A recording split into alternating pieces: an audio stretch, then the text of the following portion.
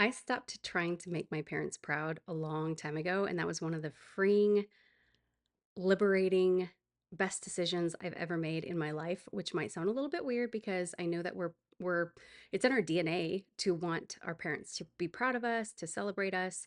And I'm not saying that my parents don't love me. I know that they did the best that they knew how, and I don't begrudge them for that. However, the reason why I'm talking about this is because I think there are so many people out there who are still trying to chase the approval of whether it's their parents or just someone else in their life, and it just isn't clicking.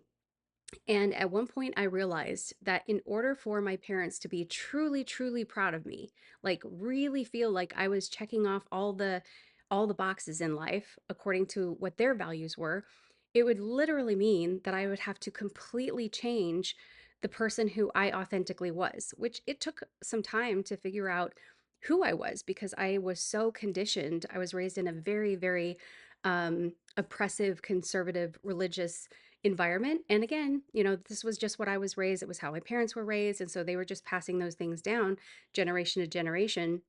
But as I got older, there were just so many incongruencies that I could feel within myself and what my own just beliefs within my soul. It's like a different, it's a weird way of describing it, but there were just things that just didn't make sense to me. I'm fumbling all over my words today. That's okay. So, things like I was very drawn to, I love jewelry and I love sparkly things and I love to be edgy and to stand out. And I'm not like the 1950s housewife where I just believe that women should have to stay home with the kids and cook and clean and, be the good girl housewife. That was just, I was ambitious. I always wanted to accomplish things. And so I was a career driven person. And that was something my mom could not understand because she was raised that was being the good wife and the good mother was to be home with your children and to, sacrifice basically all of your things. But it wasn't even so much about sacrificing what you wanted. It was about that's what you should want. You should want to stay home and be the person who's cooking and cleaning and taking care of all the things, and the husband is the one that's supposed to be out there as the breadwinner and all of that. And so that was what was modeled to her, but that was also what was very strongly taught within the theology, the religion theology that we were all brought up with. So there were just a lot of different things that, in order to have the approval and the celebration and you know, I'm so proud of you, it would mean that I would have to look a certain way. I would have to act a certain way. I would have to believe a certain way. This wasn't just a matter of differences of opinion. This was literally a matter of if you do not do life in this certain way, then you're actually going to lose your eternal salvation and you're going to take everybody with you that you influence. So it was a very, very very, very difficult thing to get to the point where I was like, this just is not me. And if that means that I'm now having to explore ideas outside of what I was conditioned to believe, then I got to the point where I was willing to take that path and go down that journey. And I'm so, so, so glad that I did because, oh my gosh, I just am so much more happy. I'm so much more at peace. I am so much more liberated. And as far as like the spiritual aspect goes, we all have our journey and it's totally fine. I'm not saying that my way is the right way and anybody else's way is the wrong way. It's just we all have a way. And that's not how I was taught. I was taught that there is a very right way and there is a very wrong way. And I just don't see it that way anymore. Anyway, if you're someone that is feeling like you just can't seem to get the approval of someone, I just invite you to take a step back and say, okay, if I was to have their approval, first of all, why is their approval so important to me?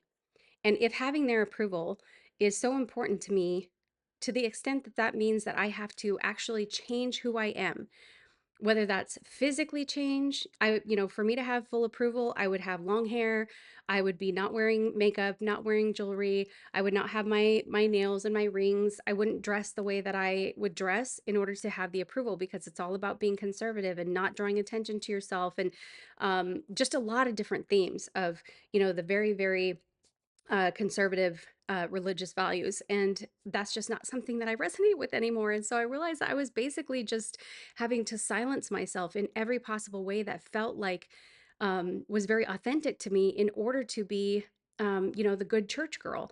And that was just crushing. it was crushing. And so I have a deep compassion for anybody out there who this might be resonating with, because I know it can be hard, especially if we're talking about religious oppression, because it can literally be very scary to even entertain other ideas beyond what you've been taught. And I'm not here to try to tell you that you have to do anything any certain way. I guess my heart is to want to give you some peace and soothing, that there is a reason why your soul feels called a certain direction. And even if your soul is being called in a direction that appears to be contrary to the way that you were taught, or yeah, just what everybody else is saying. It's like it does not matter. You have to listen to your heart, your gut, your soul speaking to you. You can feel it within yourself that there is some discord if there isn't something that is matching. And I invite you to listen to that, because each of us came here to have a very unique path. And you're here to have your own unique path. And if that means that there are going to be people who judge you, who don't understand you, who criticize you, who just maybe even ostracized. I've been ostracized. I've been literally I've had people vanish from my life because of the way that I choose to live my life. And those relationships have had there's been some fracturing of those relationships, which is really a hard thing to navigate. Especially, I'm a very sensitive person, so my feelings can get very caught up in relationships, and at the same time, that has helped me to be so much more resilient and so much more able to just have this really beautiful sort of like a loose grip, where you realize that people are sometimes here for just a season, and sometimes it's just there's this period of time in which you are interacting with that person, and then whatever value that relationship was bringing into your life at that time is kind of like that's sealed and done, check. And it's kind of like they're phasing out of your life, and that's just part of how life goes. Most people just aren't part of your life, at least from my experience, for the entire duration. They're there for some sort of a season. And so if you can just lean into your own truth and your own, I know it's such a cliche buzzword right now with the authenticity thing, but if you can really just hold on to your own personal truth and live that out, even if it means that you do not have the approval, or that there are people that you care about that are not proud of you and that could actually think that you're doing the wrong thing. That's what really gets me, is like, there are people in my life who think that I'm literally doing the wrong thing by raising my kids the way that I raise them. I'm a single parent, and so, it's a lot of responsibility, but I'm raising them the best way that I believe, which is very contradictory to not only the way that I was brought up, but contradictory to the way mainstream is parenting their children. And this is just the way that my soul was guiding me to parent. And it's very, very different. And so it can be really, really hard to stand firm in your values and what you believe when the majority is going a different path and they're screaming at you saying you're doing things the wrong way. But again, just stand strong in your frame. I call it agency. Stay within your agency. You have agency over your life. You have control over the direction of your life. This is your life to live. This is your time on this planet, excuse me, on this planet, to live and live your life. Don't live someone else's life, because their version is their version. Your version is your version.